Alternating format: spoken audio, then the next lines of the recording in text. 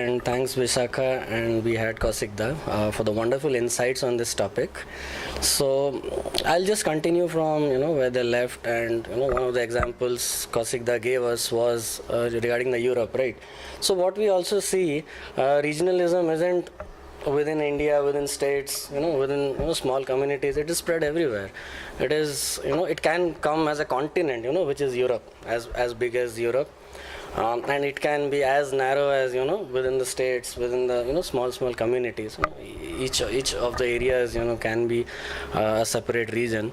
So coming to regionalism, I think we can't do away with it. We shouldn't do away with it. Regionalism is very important, and as he also mentioned, that we need to preserve our culture, our identity. Although that has to be in a positive sense. That is the reason we want to visit different places, we want to see different cultures, we want to taste different kinds of food, and we enjoy that. And people do take pride, should take pride in this. The point is, there are, when we were kids, right? So we used to be very happy when we went to a new place, saw different things, new things. We used to enjoy that. But where this, issue comes, why do we call it regionalism? Rather than regionalism as a word sounds very, kind of, something very problematic, right? Where we cross that threshold, cross the line, where we actually think that, it is we versus them. That feeling, where does it come?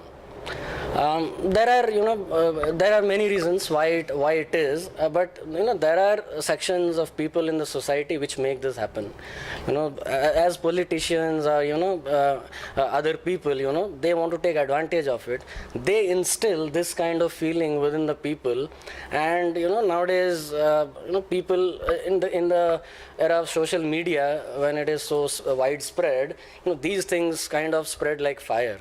Then these issues come up. It is we versus you. It is also to do with the economic. Some part of it has to deal with the economic issues that people face. Whether economically, every section of the society is doing well. What are the reasons? And we should not blame them. Rather, it's us in the society. It's our politicians. It's who take care of us. They have to also ensure that there has to be some kind of equality. There has to be sections which are backward, a little bit backward. They have to be also provided the same kind of facilities, infrastructure, job opportunities, which I think will help us a lot in kind of bridging the gap. And they should not feel that somebody else is kind of snatching our livelihood, right? So that kind of feeling, it will help to contain that up to an extent. And I would want to conclude my say that regionalism should stay, and we should enjoy every bit of it without crossing the line, without crossing that threshold which we already talked about. So thank you. Over to you. Yeah, hi everyone. I'm Atreyee and I'm an IT professional. So just to begin with this topic, I want to just share a few lines. Nana jati, nana mot, nana poridhan, bibhider majhe dekho milono mohan. So here in India, we have I was seeing the statistics yesterday. Means we know actually there are 22 official languages, but there are nearly 1,652 languages spoken in India. So if you see, so many people are staying here, so many different ideas, so many new ideas. But I was born and brought up in a small township of Jharkhand. But I take true pride in being a Bengali because it is where my roots belong. It's so, if you see now, Kolkata is called the cultural capital of India. So it's so beautiful. You should take pride, and this is why you should take the pride, because this is something we can just, like Vishakha said, we can pass on to our next generation. Like litti, chokha, I always enjoyed it. And I enjoyed the Holi where we have the Chhat, yes, exactly, the Chhat. Then everything, Holi is so beautiful out there. Everybody meet and everybody talk. We don't have that caste discrimination. And I had, for my work, I had been to many places. So I had few friends in Mumbai who taught me Telugu. In fact, I can speak a few words like Bhagunava. Being a Bengali, I enjoy learning things. Then I take pride in learning. My mother is a very good dancer. She taught me few dances. And then the songs, everything is so beautiful. But still, being from outside West Bengal, I'm called Probashi Bangali, which is very common. And yes, I had many fights with my friends, like, why? I'm a Bengali. It's you cannot just say. But, you know, it's something you respect yourself first, where you belong, your roots. Then you, like, respect others. That is something I feel. And one more small thing I would say, just to conclude, like, yes, means this has a very, if you take this in a very positive way, it has a very good outcome, but that thin line should not be crossed. Means that is crossed, means though that thin line is crossed because few of the people, for their selfish ends, just provocates few other people, I guess, on the name of religion, region, and everything. So I think that should be avoided, and you should take pride. Means being a Bengali, being an Indian, we have I was seeing one more statistics that in every day there are like 700 in 700 different languages newspapers are printed in India. In India, there are more than 1 lakh languages, means newspapers printed, but in 700 different languages. Every day it is printed. So it's like good facts. And yes, you should take pride. No country has so many cultural peoples living together. So yeah, thank you. I will just pass on. Thank you, Atreyee, for passing on the mic, and really great and thought-provoking, stuff that we have listened till now. Regionalism, nationalism. Okay, and Kaushik talked about threshold. He also talked about a bit. He also touched upon that. I think regionalism against regional pride and nationalism against national pride. Two different things, right? And we can blow it out of proportions, and we see that happening day in and day out.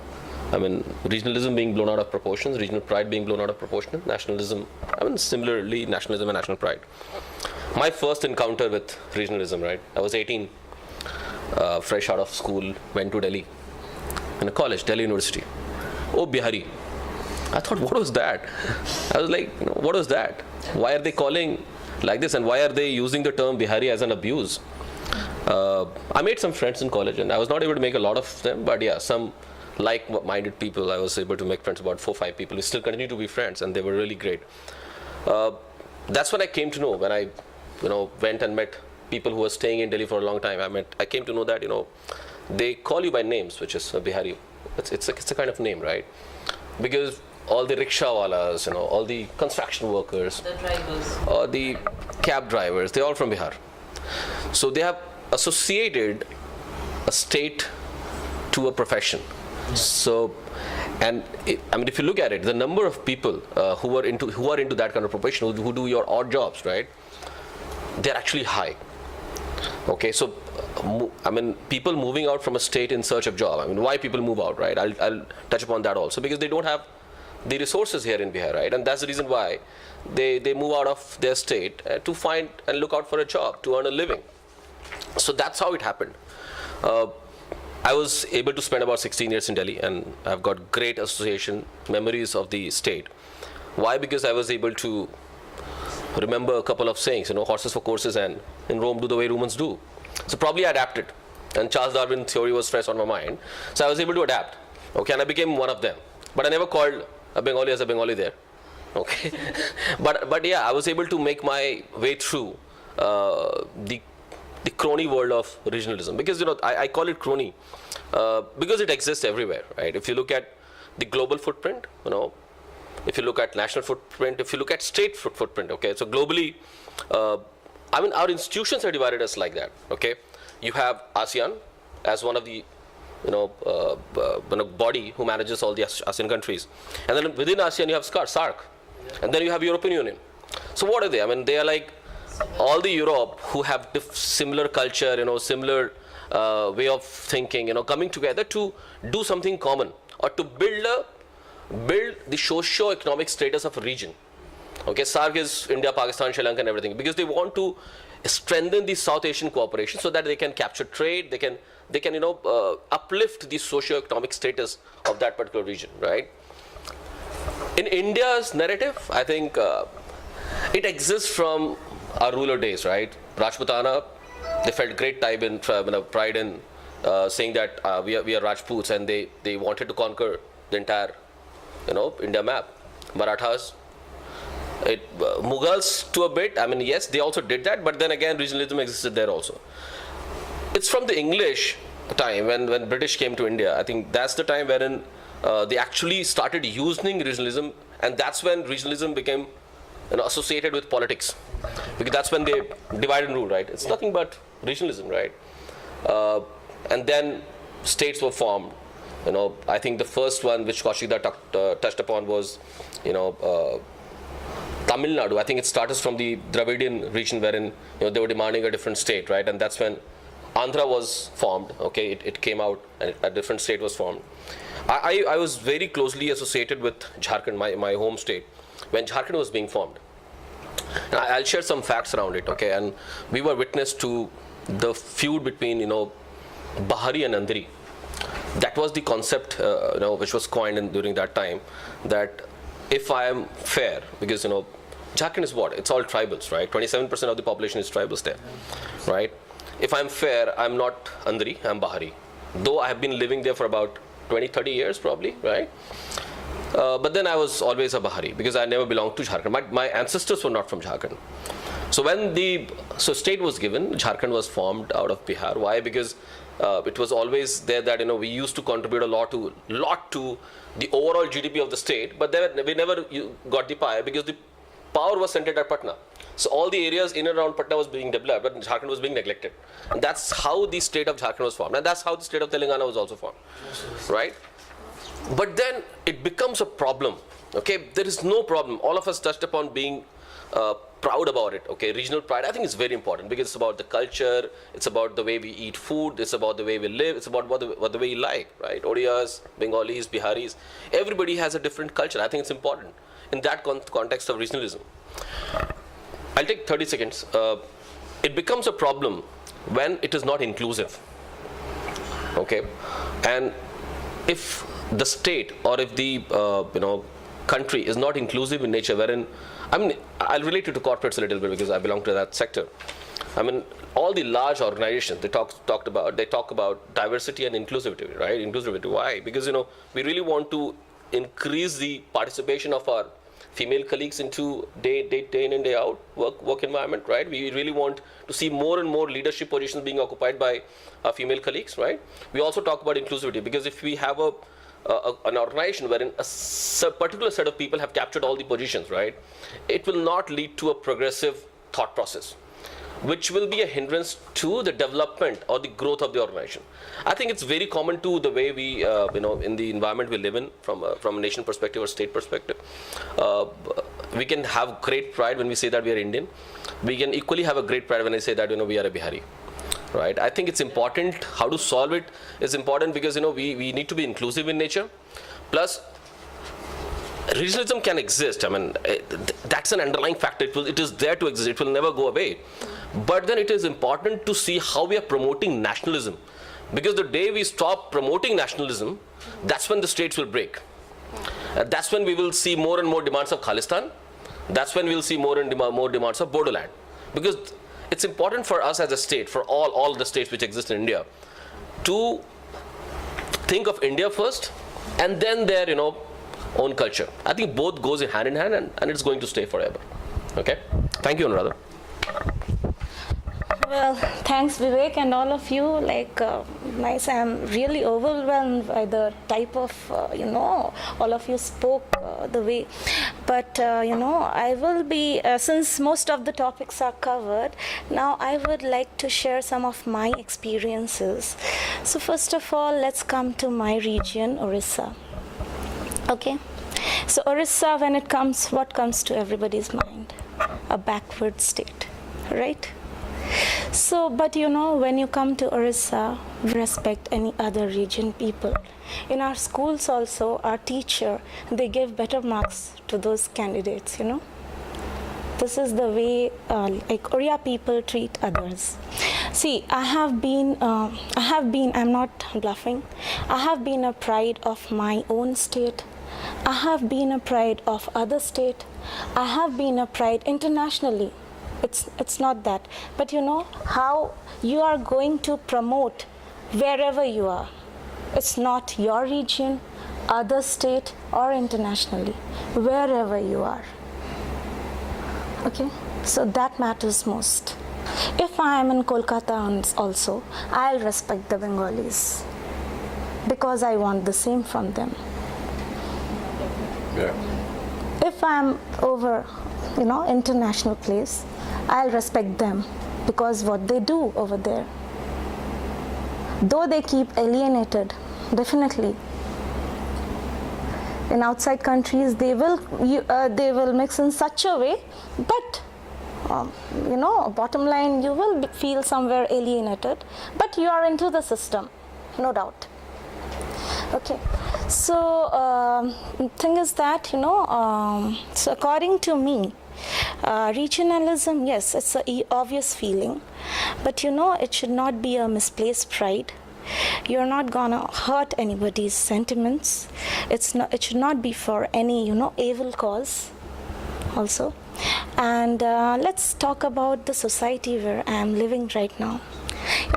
This is a mixed society. We have all kind of people. I even interact with the Bengalis over here, but they are quite amicable. The way they interact, it's very healthy, their approach and all. And we are widely invited to all the parties and festivals, have a gala time, and we don't feel that bridge of regionalism among us, which is a pretty good thing I've seen over here. But I don't know why you're smiling. I haven't faced that thing yet. But these things have been posted on Facebook everywhere, So maybe one or two must have thought that how come they are ruling my as Mr. Kaushik said, they must have been deprived of something, right? I hope all are holding the point, right? Yeah. So in that case, I went to a party or it was a group meeting and something like that. One or two tried to, just start speaking in Bengali. And though there were more other Bengalis, they were speaking in the national language where everyone can participate and communicate as a group.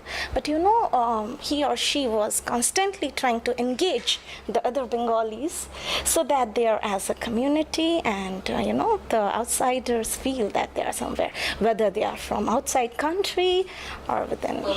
Purposely, yeah, exactly. So definitely when I have met so many people in my life, so it's very easy to distinguish who is trying to do what. So that's it. Yeah. So bottom line would be I like to, be with the people who could keep this thought of unity among us. Thank you. Yeah. Thank you so much. I'm Sreekanta Banerjee. It's a tough task given to me. I'm not a good orator at all. And the way people spoke about regionalism, provincialism, nationalism, very thought-provoking. So I thought first I will try to dilute the situation from that serious high tone to slightly on the lighter side of it. If you want to irritate a Bengali, what do? Talk something negative about Rabindranath Tagore and Satyajit Roy. Say one film of Satyajit Roy, that's rubbish. You have done it. You'll never be friendly to a Bengali. He'll always start hating you that you don't know anything. Game is over. Yes. Right, on the lighter side of it, yes. On the other side, I'm really proud to be a Bengali. And yes, the national song, the national anthem, all the Nobel laureates are from this state. Definitely I'm proud to be. But it doesn't mean that I don't respect any other region. I've been very fortunate to be and work in almost all the states in the country. So I perfectly understand, like, the interior of Jharkhand, the Adivasis also, how sweet they are. That's why I prompted you, Litti Chokha, how Biharis are aggressive, how people in Odisha are so sweet, and it's not a backward state anymore. It's very, very much aggressive now. Go to Bangalore and see how many Odiyas are there now in the IT. In the IT, I'm talking about here only. Now, coming back to this regionalism or provincialism, I look at it this way. Where does it start? When a child is born, he or she has a religion that comes later, has a kind of identity, whether it's a Bengali family or a Bihari family or a Maharashtrian family, means the mother tongue. Mother tongue helps somebody to expand the thought process. Everybody thinks, his own expansion of mental thing in his own mother tongue first. Then it comes out in the other vocabulary where we are educated. The same thing happens worldwide. If you go to Germany, people talked about Germany for WW1, WW2. In Germany also, people consider whether he's North Rhine-Westphalia region or Northern region or Bavarian. I mean, they treat different region in a different way. Whether, yes, I mean, the intelligence level is also judged accordingly. That may be wrong or right among them, I don't know. The same thing is there in other European countries, whether they are Macedonian origin or Italian origin. Italian has to be a crook or a murderer or a mafia. Is it sure? Is it true? No. There are great people in all spheres of life from that country. In Bengali also, you'll find, people say Bengalis are so-and-so, so-and-so, so-and-so, so-and-so. Right. I feel, yes, Bengalis are absolutely so-and-so, so-and-so, so-and-so. Lal Jhanda and all that stuff, yes.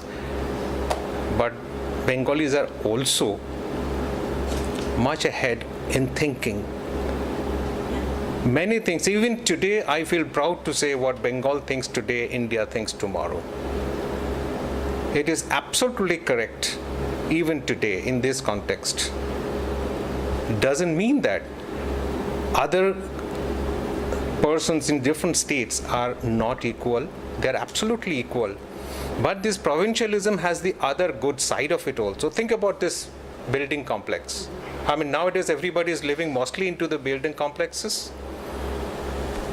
Now, in a building complex, if it is only resided in by the people from Odisha, will it be a good complex socially? Yes or no? No. It has to be no.